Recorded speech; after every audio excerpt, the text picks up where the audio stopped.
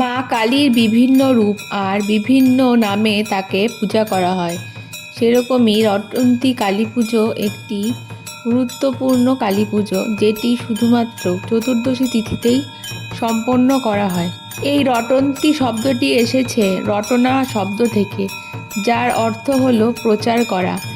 এই বিশেষ দিনে মুক্তকেশী মায়ের মহিমা চারিদিকে রটিত হয়েছিল বলে এই দিনটিকে রটন্তী কালী পুজো বলা হয়। আবার লোকের বিভিন্ন মতবাদ অনুসারে এই রটন্তী কালী পূজার দিনই দেবী ছিন্নমস্তার আবির্ভাব হয়েছিল।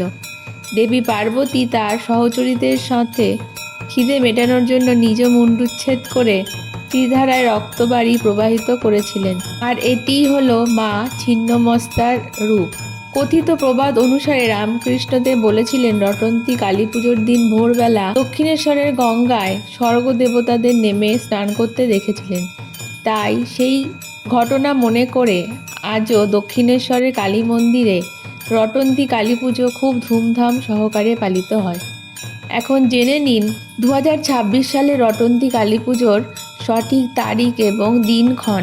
3রা মাঘ 1432 এবং ইংরাজি 17 জানুয়ারি 2026 শ্রী শ্রী রটন্তী কালী পুজো। এটি শনিবার। হিন্দু পঞ্জিকা অনুসারে চতুর্দশী তিথি শুরু হবে 16 জানুয়ারি শুক্রবার রাত্রিবেলা 10:32 থেকে এবং চতুর্দশী তিথি থাকবে শনিবার দিন অর্থাৎ 17 জানুয়ারি রাত্রি 12:13 পর্যন্ত।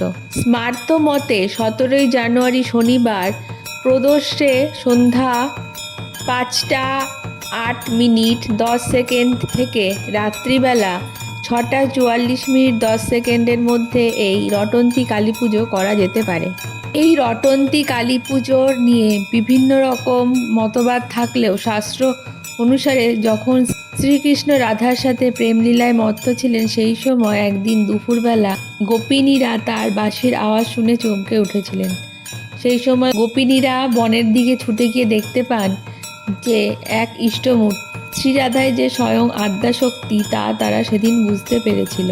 সেদিন স্মরণ করেই এই দিনটিকে রটন্তী কালী পূজা হিসেবে পালন করা হয়।